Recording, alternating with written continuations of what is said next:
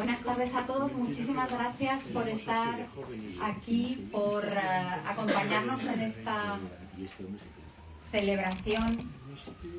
Me da mucho apuro ponerme delante de ellos. No, por aquí no. Nada más quiero muy brevemente agradeceros a todos por venir. Nos hace muchísima ilusión. Hemos venido con mucha alegría a celebrar con vosotros.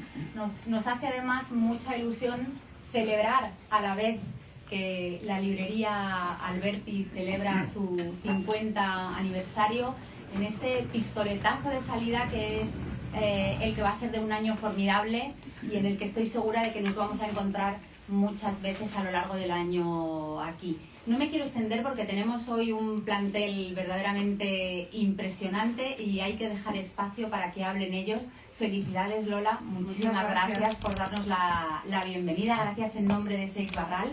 Y muchas gracias, Elena Ramírez. Ella, como ha dicho Javier del Pino, es la jefa de todo esto. O sea, estos libros maravillosos de Seix Barral los tenemos gracias a ella y un gran equipo que cuidan, que miman la edición y que miman los autores y que vivan a las librerías, a las libreras como estas. Así que un gran aplauso para Elena Ramírez, por favor.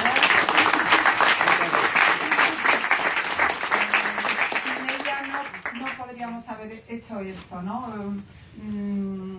Ahora, cuando ha entrado Eduardo Mendoza, que por favor, otro gran aplauso.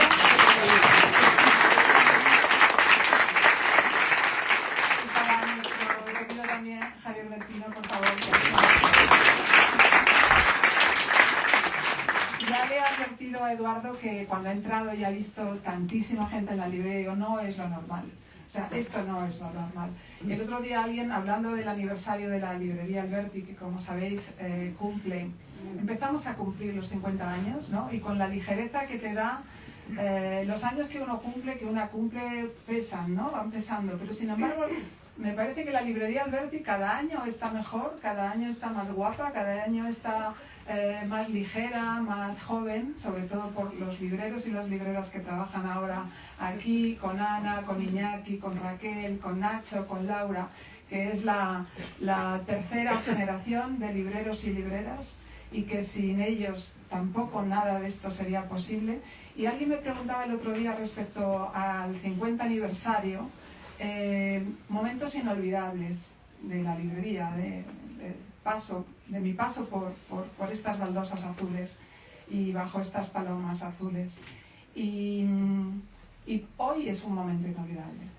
Hoy es un momento inolvidable de la librería Alberti. Teníamos muchísimas ganas de que Eduardo Mendoza estuviera aquí. Nos conocíamos mucho de la feria y de ferias y de saraos y de fiestas y de celebraciones, pero no había pasado nunca por la librería Alberti y qué mejor que la haya visto así, llena de amigos, de amigas, de lectores fieles, de tantas historias, porque esta librería está construida con las historias y con la memoria de todos. O sea, no, cada uno la va a contar, la está contando, la ha contado y la cuenta de una manera que será única y especial. Entonces esto es gracias a la construcción, es la construcción de muchas memorias, ¿no? Y este espacio es un espacio que yo espero que dure por muchos años más. Hace 10 años celebramos el 40 aniversario y en ese momento decidimos que íbamos a celebrar todos los aniversarios, o sea que a lo mejor dentro de 3 volvemos a celebrar el 53, ¿no?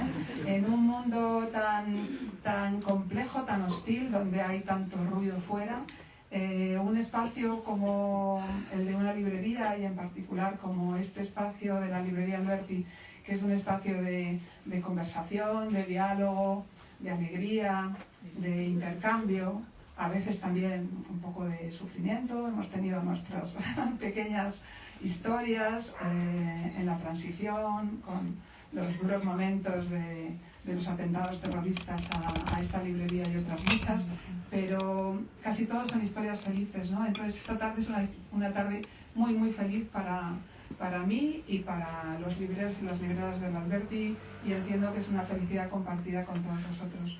Muchísimas gracias otra vez a todos, a todas, por estar aquí, y por supuesto vamos a escucharles a Javier del Pino, a Eduardo Mendoza, dos top 2 un top y medio. Muchísimas gracias. Queremos que escucharles. Adelante, estáis en vuestra casa.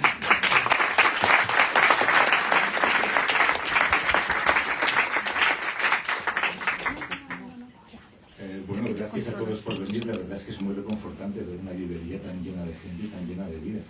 Yo nunca había hecho un acto de estos en ángulo de 90 grados. Entonces, yo miro para allá y tú miras para allá y así es menos todo descubierto, ¿no? Cuando me llamó Lola, yo no sabía que se iba a publicar una versión reeditada de la verdad sobre el caso Sabota, una reedición, una edición revisada porque no hay nada revisado en el texto.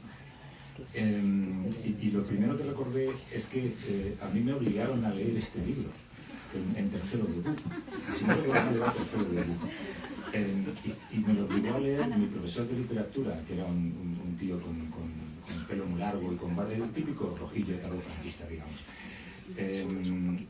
Y recuerdo que nada más abrirlo, vi que era un libro que alguien como yo de esa edad podía leer, porque tenía tiros y tenía buenos y malos. Bueno, malos no muchos, porque tú nunca has sido de sacar personajes malos, tú los quieres a todos por igual.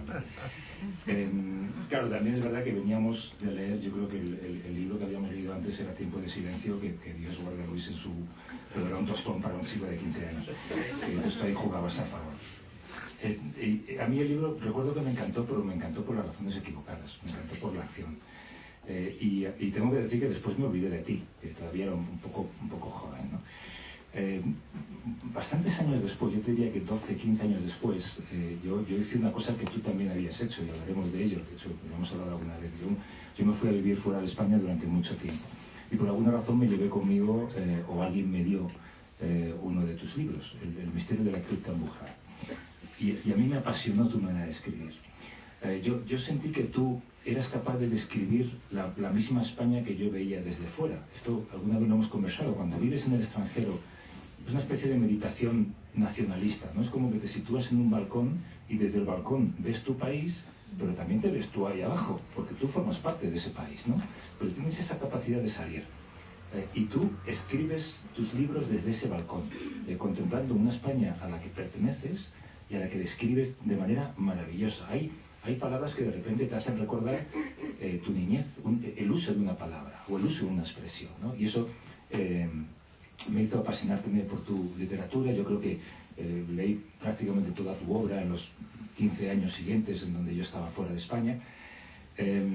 Y después, cuando regresé a España, estoy contando este rollo para intentar explicar mi relación con Eduardo. Cuando regresé a España a hacer un programa de radio, recuerdo que le pedí a un amigo común, que es José Martí Gómez, que contactara contigo en un alarde de estupidez por mi parte. Yo pensaba que a lo mejor tú querrías colaborar en el programa, pues que te ofreciera lo que tú quisieras, yo que sé, cantar, escribir una columna. ¿Te lo ha dicho? Sí, exacto. No estoy a tiempo. Sí, está encima de la mesa todavía.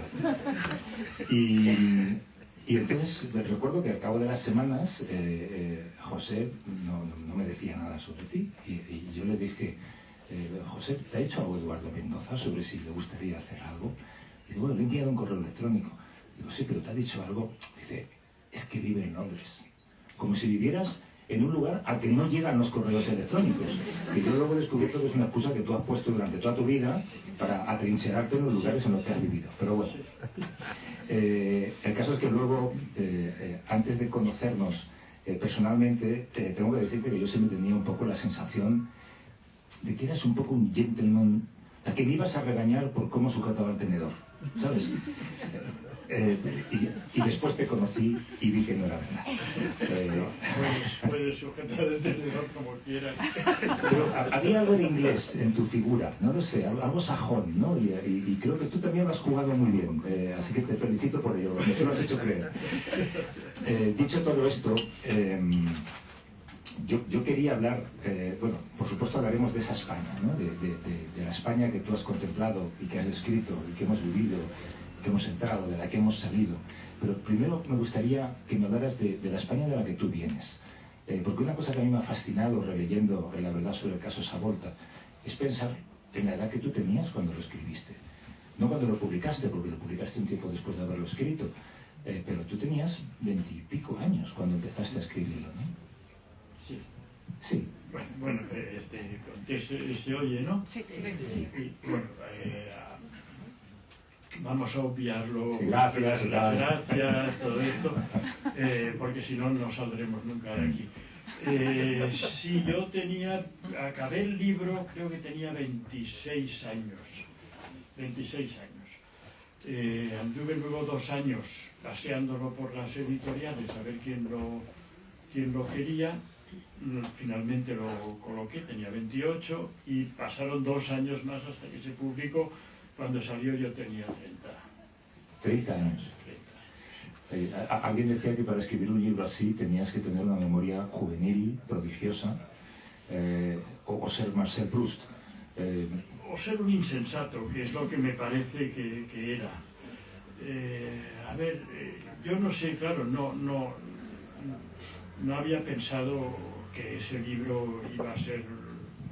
Sí, yo escribía lo que se me ocurría, pensaba, mira, esto está bien, esto me gusta, esto lo hago por alguna razón, pero tampoco con un programa claro ni con una intención, y al final, pues bueno, el libro salió.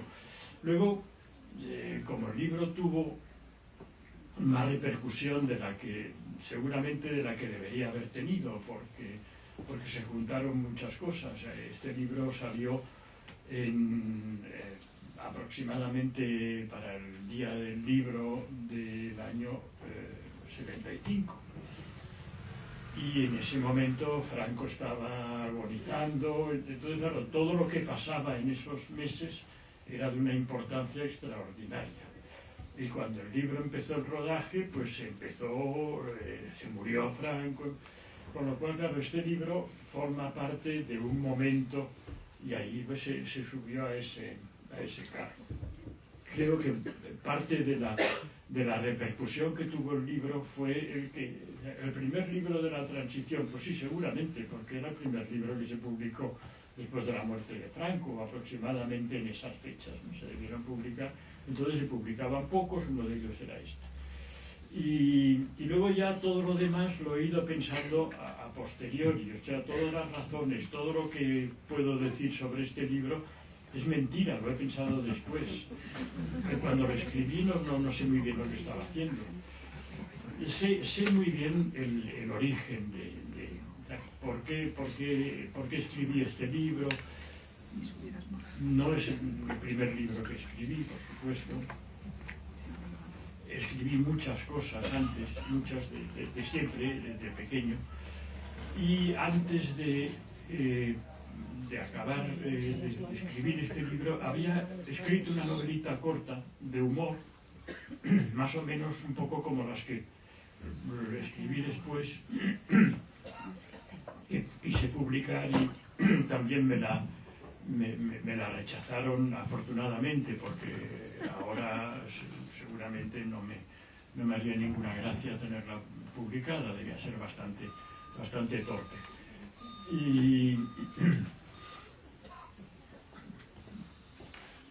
Y entonces escribí este libro pues por varias razones.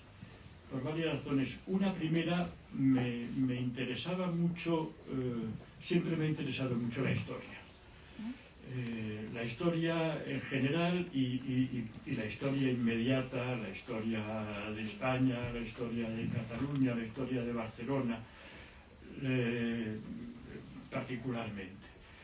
Y yo leía libros de historia. En esa época la historia contemporánea estaba en manos de unos historiadores excelentes, pero absolutamente ilegibles, de formación marxista, que decían, bueno, sí, el rey no sé qué se disponía a librar una batalla, pero lo importante es el precio del centeno en Castilla. Y no, hombre, no, a ver qué pasa. Bueno, total, que ese era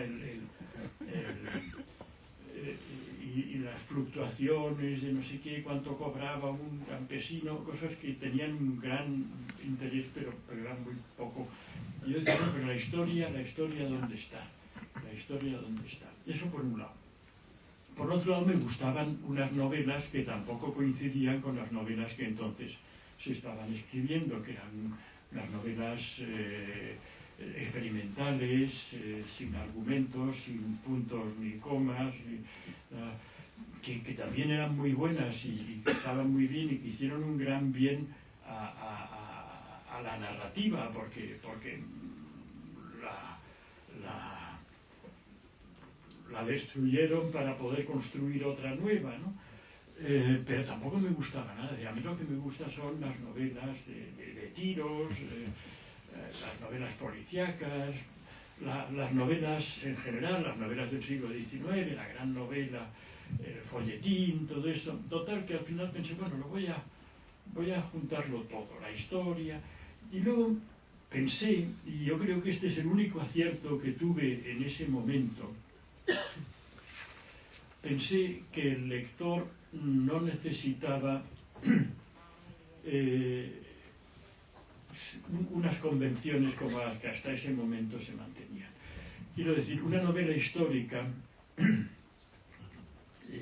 que era lo que yo quería escribir, tenía que ser una novela como las normales, pero con la historia metida con calzador. Y había leído una novela en la que dos individuos que habían luchado en la Guerra Civil Española, en bandos opuestos, se encontraban y decían: ¿qué? Bien, ¿cómo estás? Mira, bien, claro, porque la guerra, que empezó en 1936, cuando Franco se sublevó, y duró hasta 1939, y se contaban el uno al otro lo que habían vivido. Y pensé, esto es un absurdo, no hace ninguna falta.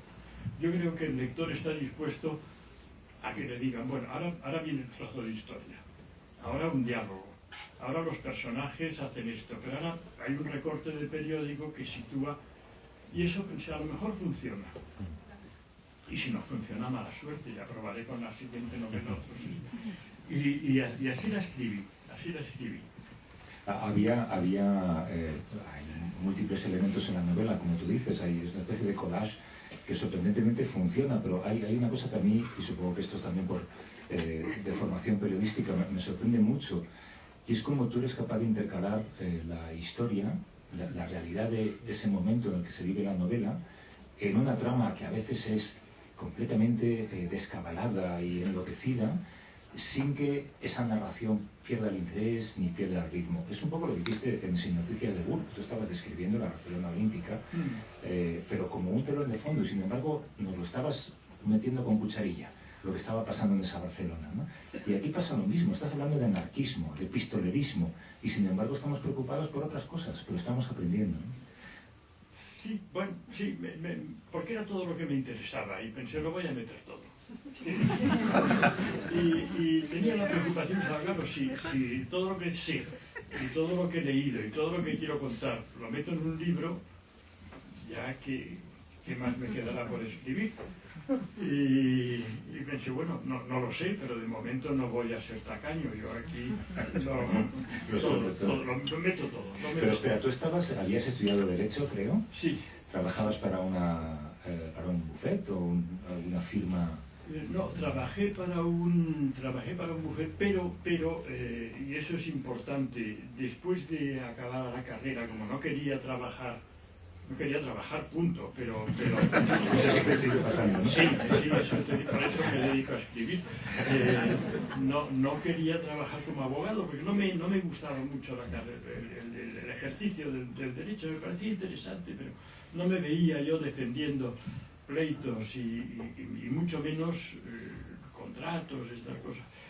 Total, que conseguí una beca y me fui una temporada larga a Londres. Y ahí, esa cosa inglesa, quizás se me contraje este virus, porque en aquel momento, claro, es difícil ahora imaginar lo que significaba para un pobre jovencito español nacido en la inmediata posguerra desembarcar en Londres en los años 60. Era otro mundo. no era otro mundo, era el paraíso.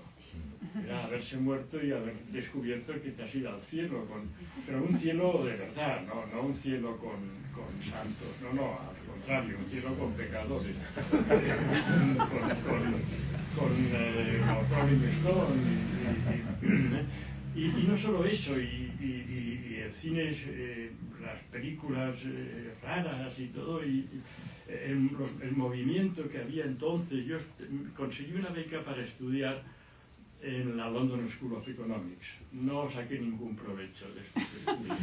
Siempre he sido muy mal estudiante. Cuando yo entré acababa de salir Mick Jagger de la London School of Economics, había graduado ¿En serio? Sí. Y era un sitio estupendo. Estaban, por ejemplo, todos los... una cosa que está a punto de volver a pasar, los profesores de universidades americanos, de Berkeley sobre todo, de Columbia, de Harvard, que se habían opuesto a la guerra de Vietnam y entonces no les habían renovado el contrato y se habían ido todos a Londres. Y allí estaban, y claro, aquello era un ambiente, era una cosa tremenda. Yo venía de una Barcelona que era el nodo, una cosa gris, de repente. Absolutamente gris. Aquella, bueno, Carnaby Street, la ropa, la minifalda, la música, los pubs, bueno, eso era. Y leía, además leía la literatura inglesa, que es tanto más atractiva. Y además los ingleses no habían entrado en la cosa experimental, en el formalismo literario. Ellos seguían escribiendo como Dickens y como Conan Doyle. De ahí no se habían movido. Ya ves, todo les parecía bien, pero ellos lo suyo era...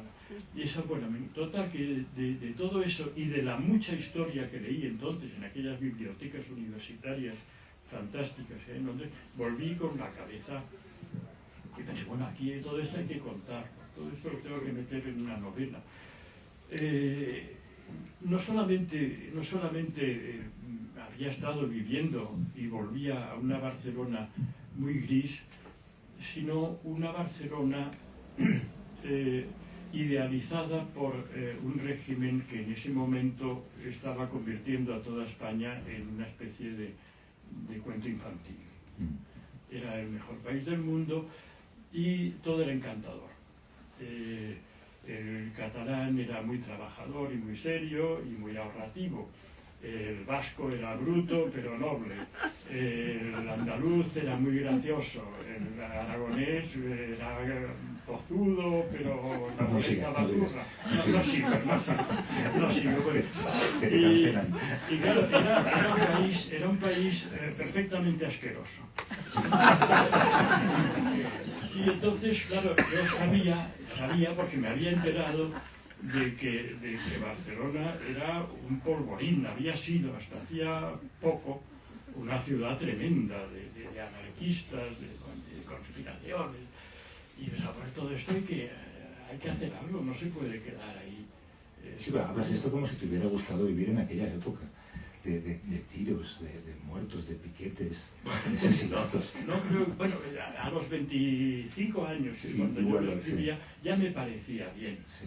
Ya me parecía bien. Los Rolling Stone y unos anarquistas con una bomba, me parecía estupendo, ¿no? Tirar una bomba en el liceo y que explote y salga toda la platea. Todo eso ya me parecía, luego, claro, he cambiado. Ya no me parece tan bien. Después del cuarto atentado lo dejaste, ¿no? Sí. Ahora soy de los que están en el liceo pensando a ver si alguien tira una boca. Pero entonces, claro, yo quería dinamitarlo todo. Además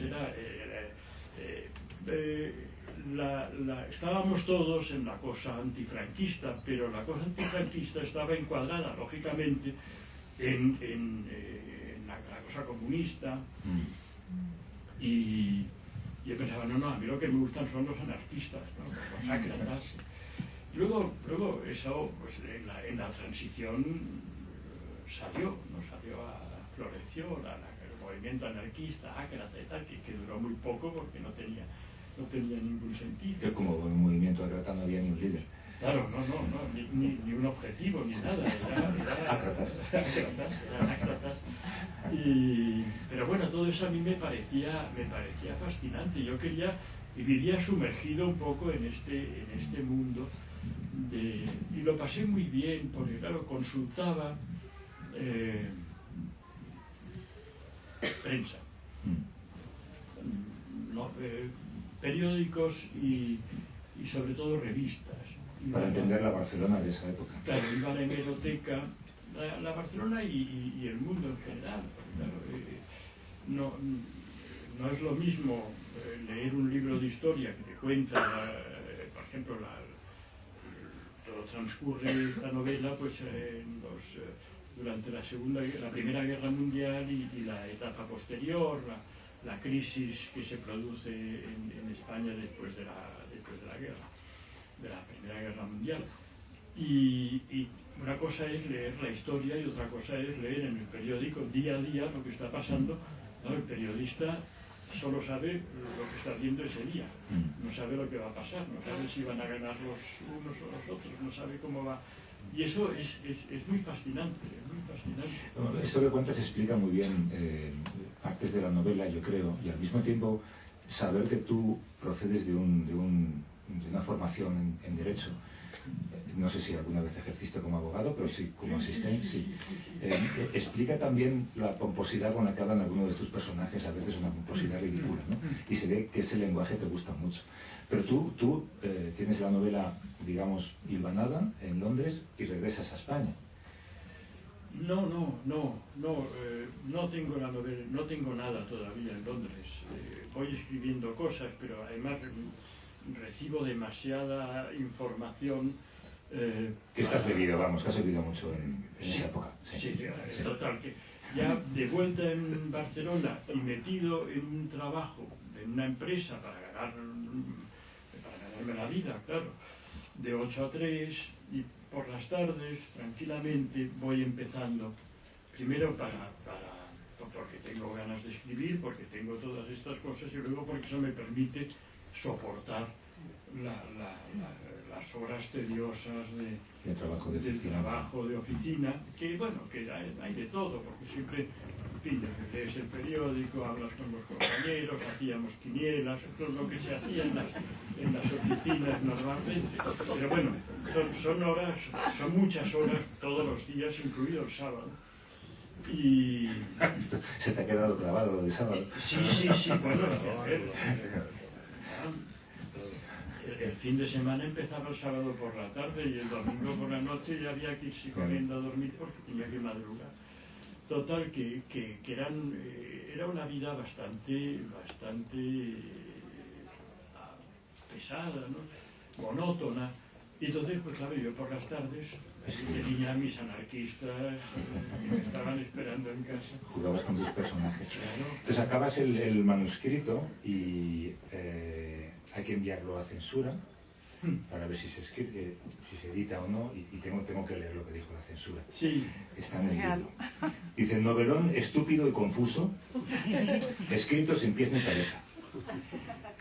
La acción pasa en Barcelona en 1917 y el tema son los enredos de una empresa comercial que vende armas a aliados y bajo cuerda alemanes. Todo mezclado con historias internas de los miembros de la sociedad, casamientos, cuernos, asesinatos y todo lo típico de las novelas pésimas escritas por escritores que no saben escribir. Esto es censor. Siempre he pensado que esto lo escribí yo mismo. Porque es define exactamente la novela. Lo interesante es que hay un segundo informe de censura un par de años más tarde, porque cuando el libro se presenta a censura, cambian el título y sale este informe. Y afortunadamente dice: el libro es tan malo que se puede publicar porque esto es basura. Y el libro se queda en la editorial. Al cabo de unos años deciden publicarlo, el año 75. Y entonces lo vuelven a presentar a censura, una cosa se llamaba no sé qué voluntaria, ¿no? Una cosa. No fuera a ser el caso de que por alguna razón, pues con lo de los anarquistas, esto se lo... Bueno, y hay un segundo informe de censura. Y este segundo informe dice, libro experimental que aborda, total, que un desastre. El primer censor era un lector y el segundo era un crítico. El primero lo había entendido y el segundo no. A ti esto te pilla en Nueva York, cuando el libro se publica. Sí, el libro se publica. Porque tú te quisiste marchar a Nueva York o te surgió marcharte a Nueva York. Bueno, yo me quería ir, me quería volver a marchar, no podía más, ya estaba aburrido en Barcelona. Y entonces apareció un anuncio que decía se busca traductor. No se busca traductor, no lo decía así. En fin, había una convocatoria para el traductor de la ONU. Y yo, en fin, como sabía francés, inglés, y pensé, me voy a presentar a ver qué pasa, y vine a Madrid, un examen. Pero yo pensé que seríamos 7 u 8 y éramos en Madrid, me parece que 150. Y en todos los países de habla española 500, que aspiraban a 4 plazas. Y pensé, bueno, eso no. Pero con gran sorpresa mía, al cabo de un tiempo me dijeron, sí, venga, volví a Madrid, me dijeron, ¿quiere usted? Y dije, sí. Bueno, pues tiene que irse a Nueva York. Bueno, pues me voy a Nueva York. Y me fui a Nueva York pensando, estaré allí un año, así, luego ya volveré, pero al menos me aireo un poquito. Me quedé más de 10 años, lo pasé muy bien. Se publica el libro cuando tú estás allí. Y entonces se publica el libro. Sí, yo lo dejo, me voy el año 73, al cabo de 2 años de estar en Nueva York, ya ni me acordaba del libro. ¿Y habías dejado de escribir o seguías escribiendo? No, seguía escribiendo. Lo que pasa es que al salir el libro, me sentó fatal porque, bueno, el libro salió y no me sentó ni bien ni mal, pensé a ver qué pasa, pero de repente empezaron a aparecer comentarios elogiosos. Y pensé, madre mía, ¿ahora qué hago? Pero claro, yo pensaba, bueno, esto pues a lo mejor lo lee alguien y entonces el segundo libro a lo mejor gusta más y el tercero más y al quinto o sexto recibo un reconocimiento. Esta era mi fantasía. Pero recibirlo en el primero, pensé ahora ya de aquí todo para abajo, porque ya me ponían tan bien, ahora solo puedo defraudar. Pero a ti te llegaba en prensa en esa época en Nueva York, te contaban amigos, no sabías ni cuándo venías, ni si estabas, no sabías nada, ¿no? Nada, es que no llegaba ni prensa a Madrid, a Nueva York. Había un kiosco en Times Square donde de vez en cuando llegaba algo de España. Podía ser el ABC, podía ser Pueblo, podía ser La Vanguardia, El Mundo Deportivo, cualquier cosa. Y entonces ahí comprabas eso y nada más. Y luego pues, cartas. ¿Y cuándo supiste que el libro había sido un éxito? No llegué a enterarme, afortunadamente. Le decía, bueno, sé que... Y al año siguiente me dieron el premio de la crítica. Y pensé, anda. Bueno, entonces me dijeron, ve a recogerlo. Y bueno, la verdad es que yo primero dije que no, porque costaba mucho dinero entonces un billete de avión y no me lo pagaba nadie. Pero al final pensé, bueno, venga. Y compré el billete y me pasé 3 o 4 días. Y estando aquí me dijeron, bueno, la editorial te ha ido depositando los derechos de autor en un banco. Y pensé, bueno, voy a retirar este dinero y ya lo haré con los amigos, vamos a cenar o lo que sea. ¿Te toca una cena? Sí, pensé a ver si con esto invito a los amigos. Y fui al banco y digo, sí, acredité que era yo, digo, deme usted el dinero, y dice, ¿cómo se lo llevo? Digo, pues démelo, me lo llevo en el bolsillo. Y me dijo, es que es mucho dinero. Dice, ¿cómo dice usted? Sí, es mucho dinero. No le aconsejo que vaya con esto. Yo pensaba que me iban a dar 1000 pesetas. Y entonces me di cuenta de que el libro se había vendido mucho. Y de que la gente lo estaba leyendo y de que había allí una... Y me fui horrorizado, y me paralicé, estuve mucho tiempo, porque había empezado a escribir otro libro que luego fue La ciudad de los prodigios, muy cambiado, claro, porque ya no pensaba, si hago lo mismo me dirán que soy que me repito, pero si hago otra cosa me dirán que lo que les gustaba era esto. Total, que no sabía qué hacer, y bueno, afortunadamente salí del atolladero escribiendo El misterio de la cripta embrujada, que no tenía nada que ver con nada, que era otra cosa, y ahí se acabó la expectativa que había. Pero tú te quedaste en Nueva York durante mucho tiempo después. Sí, de hecho, sí, ahora alguien te ha dado un sobre con unas fotografías que son deliciosas, porque estás tú como intérprete en el encuentro que tuvieron en Nueva York Ronald Reagan y Felipe González. Sí. Estás tú junto a los dos y junto a la traductora de Reagan también. Sí. ¿Alguna vez te he pedido que me cuentes de qué hablaron, algún chascarrillo? Nunca has querido contarlo, pero bueno, creo que ya, ¿no? Ha prescrito lo que se había dicho. No. Pero erais traductores, no confesores, el libro. Me lo llevaré a la tumba. No. Aparte, sería muy decepcionante, pero bueno, no contaré nada. Bueno, luego lo intentaremos otra vez. Sigues en Nueva York durante un tiempo. Hay una cosa que a mí, de los escritores, me fascina y al mismo tiempo me preocupa cuando me pongo en vuestra piel. Y es, ¿en qué momento decidís que podéis vivir de esto? Entonces yo recuerdo, por ejemplo, Juanjo Millás siempre cuenta, trabajaba en Iberia. Y hasta los 40 y muchos años siguió trabajando en Iberia, porque claro, era un sueldo fijo, era con lo que vivía, y nunca sabes qué es el éxito. El éxito es algo que puede acabar, ¿no? Tú seguiste, por lo que cuentas, si estabas con Felipe, pues por lo menos hasta el 85 estarías, más. Pero bueno, hice una cosa intermedia, que era dejar de trabajar en Nueva York como intérprete fijo, con un sueldo, con un muy buen sueldo, en unas condiciones óptimas, por cierto. Dices con un poco de pena. Sí, con mucha pena. Con lo bien que estaba yo en el ministerio. Sí.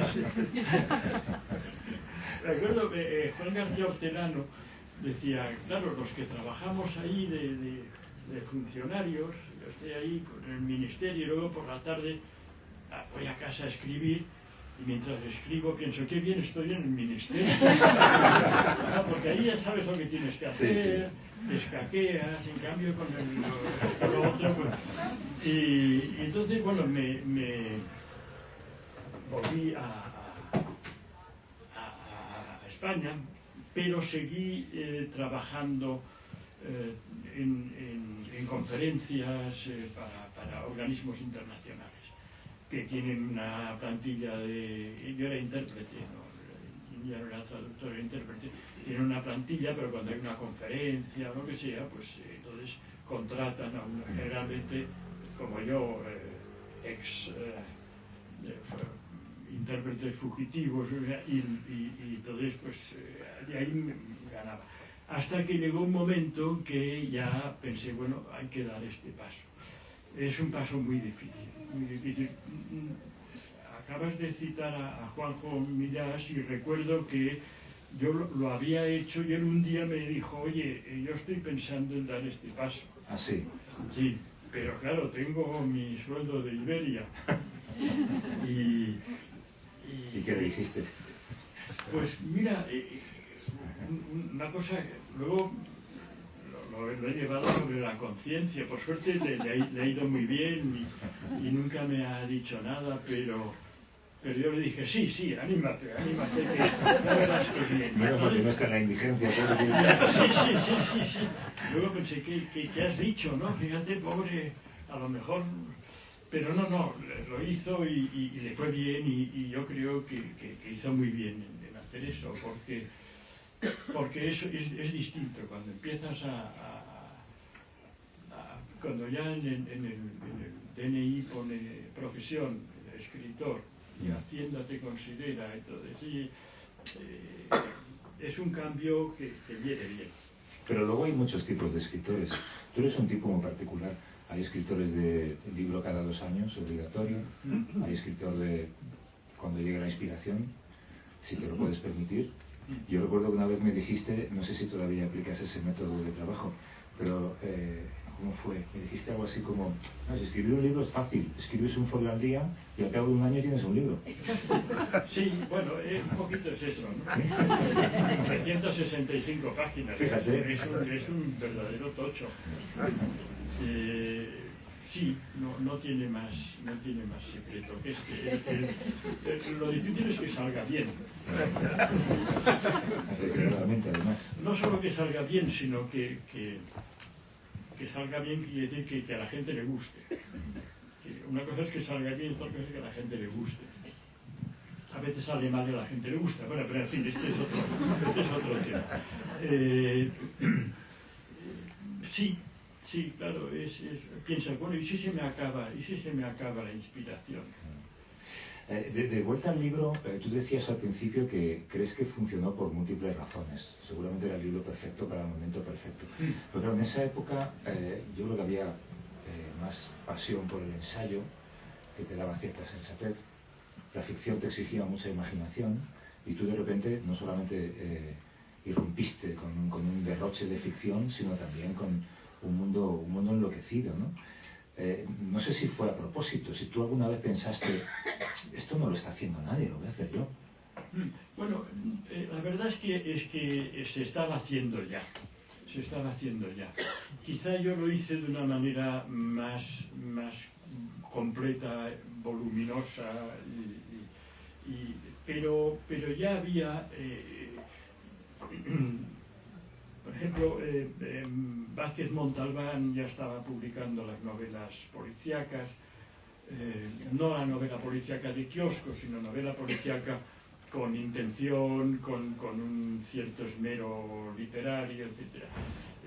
Javier Marías entonces había publicado 2 novelas, una de piratas y otra, y Fernando Savater publicó un libro muy importante que se llamaba La infancia recuperada, que decía, el experimento literario está muy bien, a todos nos parece estupendo Joyce y Finnegan's Wake, pero queremos otra vez los piratas, los dragones, la diligencia y los indios, queremos recuperar aquellas emociones que teníamos cuando leíamos de jóvenes y ahora de mayores, pues estamos ahí con los codos intentando leer esta novela francesa que no tiene ni principio ni final. Claro, y de nuevo era un salto de la España gris a la España más colorida. Y claro, todo eso estaba ahí, estaba ya en el ambiente. Yo pues me apunté a Marseille, ya escribía las novelas, aquellas que eran un poco, eran novelas, porque otra variante de la novela experimental era la novela social, de chabolas, que también estaba muy bien, pero que no apetecía. La veías aquello de la sombra del ciprés es alargada. Debe ser muy bueno. Sí. Pero dame algo más. Para pasar el domingo por la tarde. Oye, háblame de tus personajes, porque yo te decía al principio que yo tengo la impresión de que nunca he visto un malo. Nunca he visto a nadie a quien tú le tengas manía en tus novelas. Y es curioso porque yo creo que todos comparten un perfil de pícaro clásico, pero claro, el pícaro de la literatura española es un tipo sin moral, porque tus personajes son héroes de la ética, todos están en el lugar equivocado, pero todos al final quieren salvar el mundo, porque son los únicos que pueden hacerlo. Son santos laicos, sí, me lo dijo una vez no sé quién y pensé, mira, bueno, me lo quedo. Seguramente yo quiero creer, bueno, no sé por qué lo hago, esto tendría que ir a un psiquiatra que me psicoanalizara, no sé por qué hago algunas cosas, no sé por qué dejo de hacer otras, literariamente hablando, pero yo quiero pensar que hay un poco de influencia cervantina, ¿no? Yo tuve la enorme suerte de ser abducido por el Quijote, porque me tocó como lectura obligatoria en preuniversitario, que entonces era un plan en el que se estudiaba cada año un libro, un solo libro, durante todo el curso. Y yo tuve la suerte de que a mi curso le tocara el Quijote. Nos pasamos un año leyendo el Quijote. Claro, a los 16, 17 años que tenía entonces en preuniversitario, enfrentarse al Quijote, aquello me parecía, pero la verdad es que al cabo de muy poco ya estaba totalmente entregado. Y he seguido con el mismo entusiasmo, de vez en cuando vuelvo a leer el Quijote y me parece exactamente lo mismo. Y lo que tiene, además de todas las virtudes que ahora no voy a descubrir, es el buen rollo. Es el libro con más buen rollo de la historia de la literatura universal. Todo el mundo está de buen rollo. Los que pegan, los que reciben, los malos, todos, los buenos, los malos, todos. Y eso yo creo que bajo esta advocación he seguido escribiendo. Quiero creerlo. ¿Y tienes en mente ese personaje típico, o sea, que te cae bien? Hay un perfil que se ajusta mucho a varios, no solamente a tus detectives, que todos pecan de los mismos defectos y de las mismas virtudes, pero también, yo qué sé, Rufo Batalla o Javier Miranda en este libro, ¿no? Son personajes que quieren hacer el bien por naturaleza, pero todo les sale mal. Cuando tú pones palabras en su boca, ¿quieres que hagan el ridículo o quieres que queden bien? No quieren hacer el bien. Yo lo que creo es que quieren, y el más claro de todos es Sin Noticias de Gurb, quieren integrarse.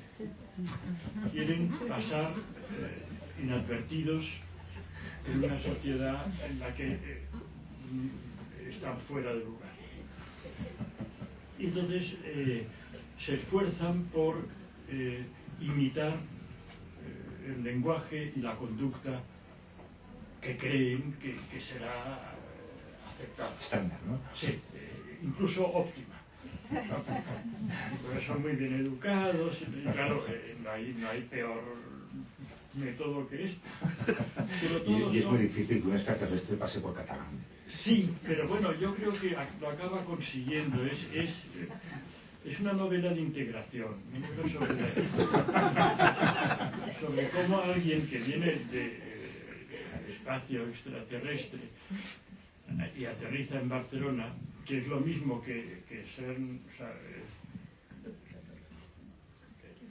es como una persona normal que aterrizara en un espacio extraterrestre que es Barcelona. Y bueno, la cuestión es que... Luego volvemos a eso. La cuestión es que él bueno, está allí, pero se integra sin querer a través de los churros, de esas cosas que son lo que realmente nos hace tener algo en común. Tener algo en común, compartir algo. Son convenciones que acordamos. Sí, claro, y pues entonces empieza a interesar por el fútbol, y total, tiene una tertulia, va, y allí empieza el hombre bueno, el hombre no, el ser, se empieza, y yo creo que si la novela despierta simpatía, como parece ser, puesto que la gente me dice que mira que esta novela me gustó cuando la leí de pequeño. Es por esto, es porque es una historia en la que todo el mundo se identifica de alguna manera con este extraterrestre que entra en un sitio y dice, ahora no sé muy bien qué tengo que hacer, no sé qué se espera de mí. Pero quiero ser uno de ellos. Pero quiero ser uno de ellos. Y voy a hacer lo mismo que hace este señor o aquella señora para ver si... ¿Qué fue de Gurb, por cierto? Nada, pues no sé. Se marchó... No se marcha, se queda, ¿no? Creo que se queda, yo creo recordar. Sí, se integra, no recuerdo cómo acababa la novela. Yo creo que sí. Pero en tu cabeza nunca ha intentado ser madrileño, por ejemplo, cambiar... No. Que si vas a escribir una segunda parte de Gurb... No voy a escribir una segunda parte de Gurb, ni mucho menos. Pero a mí lo que me gusta es ser extranjero. A mí me gusta mucho ser extranjero. Una vez en Nueva York había un cantador de flamenco, un guitarrista, no me acuerdo, había entonces estaba muy de moda el flamenco en Nueva York, siempre hubo una... Y estaba y dije, ¿qué te parece Nueva York? Dijo, la ciudad está bien, pero hay mucho extranjero. Y dijeron, no, el extranjero eres tú, dijo, ni hablar. Bueno, pues a mí me pasa exactamente lo contrario. A mí me gusta que haya muchos extranjeros. Pero la sensación de ser extranjero es muy reconfortante. Yo tengo un amigo americano que siempre, claro, puedes decir en público lo que quieras y te lo van a perdonar. Esto me lo decía, y claro, vosotros como sois extranjeros, decís lo que pensáis y la gente dice, bueno, es español, o sea, no es de aquí, ¿no? Y esa sensación te da una libertad asombrosa, ¿no? Sí, no tienes compromiso, no tienes que dar tu opinión sobre nada, no tienes que posicionarte. Estás ahí, ¿Sigues contemplando España desde ese balcón? Bueno, ya no sé, la verdad es que ahora ya no contemplo casi nada. Estoy muy desconcertado. Pero sí, la verdad es que mantengo todavía un poco esa distancia que adquirí viviendo fuera, pasando muchas temporadas fuera. Nunca, hasta hace muy poco no me he arraigado definitivamente en España. Y creo que mantengo un poco sobre todo esta posibilidad de comparar. Entonces cuando todo el mundo dice, esto está fatal, lo mal que estamos, no sé qué, bueno, tú has vivido en el extranjero, tú sabes cómo se vive en el sitio que tú admiras, Alemania, Suiza, Inglaterra, Estados Unidos. Dime un sitio que tú has vivido allí. No, bueno, pues vive allí un tiempo y verás lo bien que estamos aquí. Lo bien que estamos aquí, la de cosas que hay que cambiar, los problemas, los defectos, todo. Pero lo bien que vivimos en España. No en el sentido tradicional de ¡ole, qué alegría! ¡Qué juerga! No, lo bien organizado que está todo. Lo bien que funcionan las cosas, públicas y privadas, y la cordialidad que hay y que no encuentras en casi ningún otro sitio del mundo. En algunos sitios lo encuentras, pero a costa de un malvivir tremendo. Este equilibrio que hay entre viva la Pepa y vamos a cumplir con esto. Es un largo camino que describes de reconciliación, ¿no? De aquella España de la que saliste, de la que te sentiste deslumbrado cuando saliste, y regresar en esta etapa de tu vida y pensar que es un buen lugar para estar, ¿no? Es un buen lugar, a mí me pone muy nervioso, como a todo el mundo, ¿no? Tengo muchas ganas de volver a la bomba esta, pero... De tu anarquismo. Del anarquismo. Porque uno lo lleva...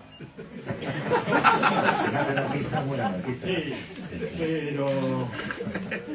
pero bueno, quizá también la edad me ha reblandecido, pero aunque me pongo muy nervioso y muchas veces sacaría una metralleta, esto es lo que haríamos todos, vaya. Los anarquistas. Sí, y los anarquistas y todos. Todo el mundo tiene ganas de coger la metralleta, y bueno, la tenemos todos.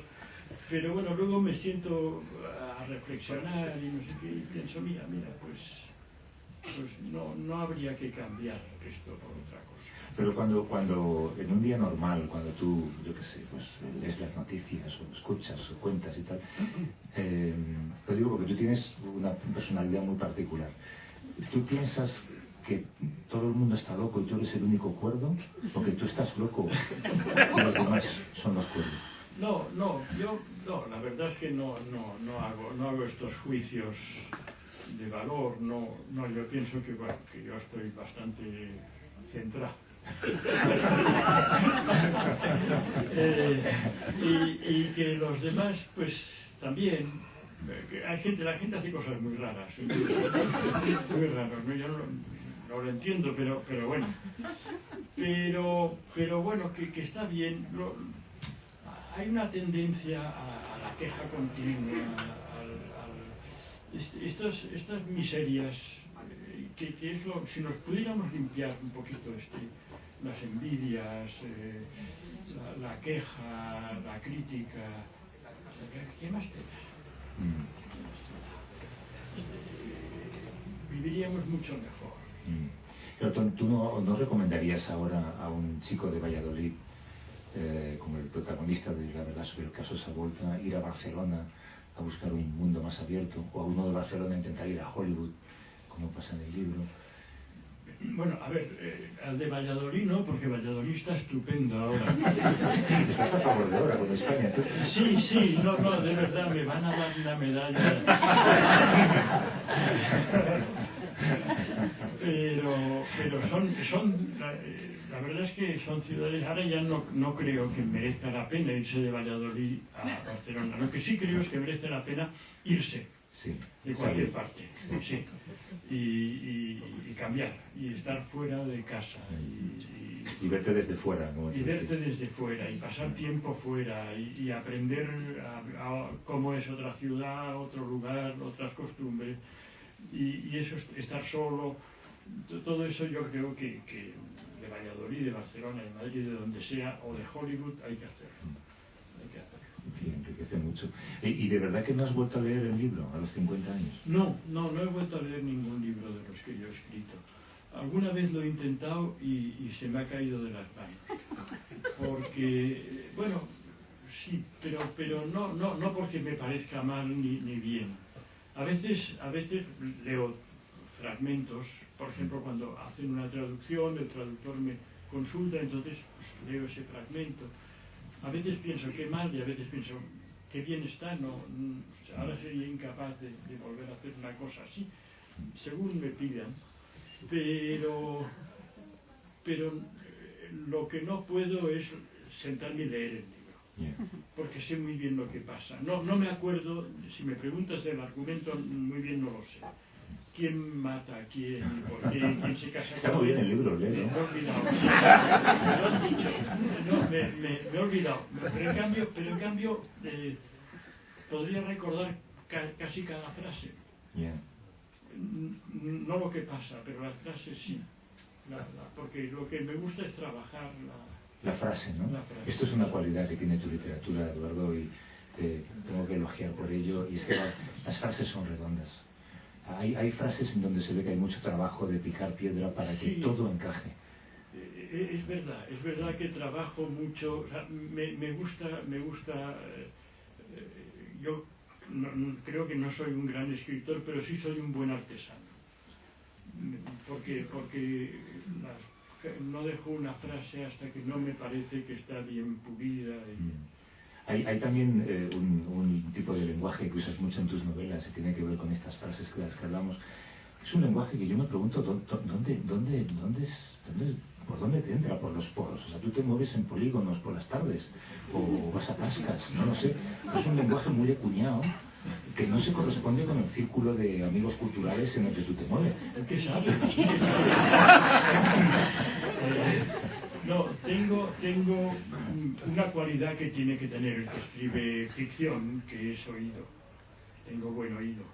Hay escritores, y yo lo noto leyendo, que son buenos escritores, pero no tienen buen oído. Les falta calle. Sí, o no saben, y entonces, por ejemplo, los diálogos son malos.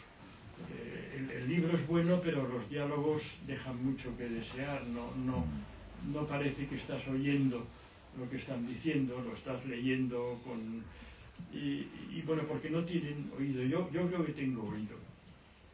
Y voy escuchando, y si pasa una frase por mi lado que me gusta, me la quedo y ahí la guardo, y al cabo de 15 años puede aparecer en un libro. Y de repente te sale mientras estás escribiendo, Sí, ¿te acuerdas? sí. Hay frases, bueno, hay expresiones maravillosas que es como realmente se habla en la calle. Tú puedes empezar un diálogo entre dos personajes con uno de ellos diciendo, anda que...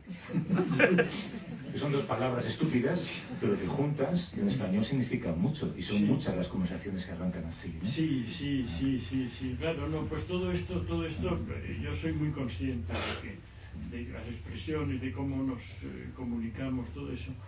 Sí, me gusta, como me gusta la gramática, me gusta, ¿no? Y soy un lector atento. Los que realmente dominan el lenguaje, pues los miro, los estudio, los imito, los plagio y hago lo que puedo. Y los que no, pues nada, no les digo nada. Oye, yo no sé cuál es la duración de esto, Lola.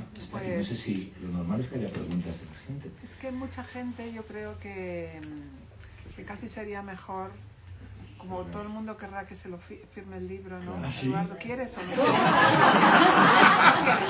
No sabía que estaba en el programa. No, si no quieres, no. No, haré lo que haya que... Si no quieres, no. Si no, preguntas. Lo que sea la costumbre, como decía Pío Baroja. Yo creo que todos están encantados, en silencio, o sea, que lo que tú nos des. No, lo que tú nos quieras dar. Pero espera, vamos a hacer cuentas porque tienes que firmar todos estos libros. ¿Cuándo tienes el AVE mañana? No, bueno, yo no creo que todo el mundo traiga su libro. Creo que... Uy. Parece que vienen con malas intenciones. Bueno, pues no, va a ver. Sí, vamos a hacer cosas. Yo creo que lo mejor es siempre negociarlo todo. Todo se puede negociar. Yo les pongo el nombre y la firma. Eso es. Y ellos que rellenen el resto, ¿no? Y pueden poner el afectuosadamente que lo pongan ellos. Pueden poner afectuosamente o una frase. Pongan una cosa bonita. Madre mía, sin cobrar, no. Entonces yo les pongo el nombre y la firma. Y ustedes en medio rellenan como quieran. Déjame entonces, bueno, cierras tú por supuesto, pero me gustaría preguntarle a Elena. Tengo la sospecha de que Eduardo es de los que cuando le dijiste, oye, vamos a sacar una edición 50, te diría, ¿para qué? ¿No? ¿Es ese tipo de cliente? Bueno, algo parecido. Normalmente no se da demasiada importancia. He de decir, aprovecho para decir que la edición es sí que es verdad que convenimos los dos, que era el momento de decidir qué dejábamos fuera, qué dejábamos dentro. El expediente de la censura está completo dentro. Artículos que se han ido publicando, esos artículos que estaba describiendo Eduardo, que iba recibiendo las buenas noticias de lo que se iba publicando aquí, un prólogo magnífico de Sergio Vila San Juan contando todo esto, anécdotas de Eduardo. Y en la decisión de qué dejábamos dentro y fuera de esta edición, por supuesto, Eduardo tuvo la última palabra. Bueno, pues antes de acabarás tú. No, sí, no me eres el... Pero voy a dar un dato importante. Como era el 50 aniversario, y yo lo había, el libro había publicado estando yo en Nueva York, era la época de Andy Warhol, que decía que en el mundo moderno todo el mundo tiene un cuarto de hora de notoriedad. En 50 años, gracias al caso Savolta, he tenido 1.750.000 cuartos de hora. Fíjate, qué cansado estás. Oye, hemos estado una hora hablando, no me he dado cuenta y espero que la gente le haya pasado bien.